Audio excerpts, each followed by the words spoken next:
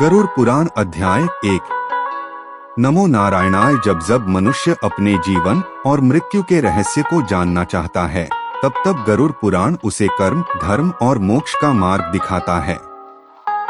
आज हम सुनेंगे गरुड़ पुराण अध्याय 1, जहां आरंभ होता है भगवान विष्णु और उनके परम भक्त गरुड़ के बीच दिव्य संवाद। गरुड़ का प्रश्न है, प्रभु आप सर्वज्ञ हैं, सर्वव्यापक हैं।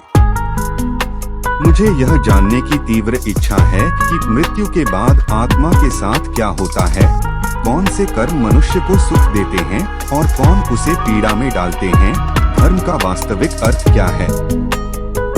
गरुड़ के इन प्रश्नों में सिर्फ उनकी जिज्ञासा नहीं, बल्कि संपूर्ण मानव जाति की पीड़ा छुपी हुई थी। भगवान विष्णु का उत्तर। भगवान विष्णु करुणा से मुस्कुराते हैं और कहते हैं, हे गरुड़, मनुष्य का जीवन कर्मों की श्रृंखला है।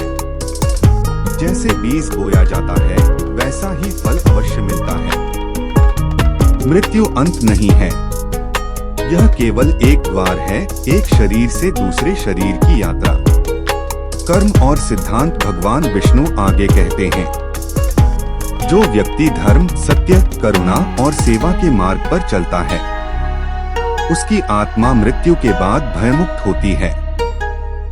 लेकिन जो व्यक्ति अहंकार, लोभ, हिंसा और अधर्म में लिप्त रहता है, वह अपने ही कर्मों से बंध जाता है। गरुड़ पुराण स्पष्ट करता है कि कोई भी कर्म नष्ट नहीं होता। हर विचार, हर भावना, हर कार्य आत्मा के साथ चलता है। वास्तविक अर्थ। गरुड़ पूछते हैं, हे प्रभु, धर्म क्या केवल पूजा पाठ है। भगवान विष्णु उत्तर देते हैं, नहीं गरुड़, धर्म केवल मंदिर या ग्रंथ तक सीमित नहीं है। धर्म है माता पिता का सम्मान, दूसरों को पीड़ा न देना, सत्य बोलना और अपने कर्तव्यों को ईमानदारी से निभाना। जो मनुष्य जीवित रहते धर्म का पालन करता है, वह मृत्यु से नहीं डरता। जीवन का उद्देश्य। भगवान विष्णु कहते हैं, मनुष्य का जीवन भोग के लिए नहीं, बल्कि आत्मा की शुद्धि के लिए है। जो व्यक्ति यह समझ लेता है कि यह संसार क्षणभंगुर है, वही मोक्ष के मार्ग पर बढ़ता है।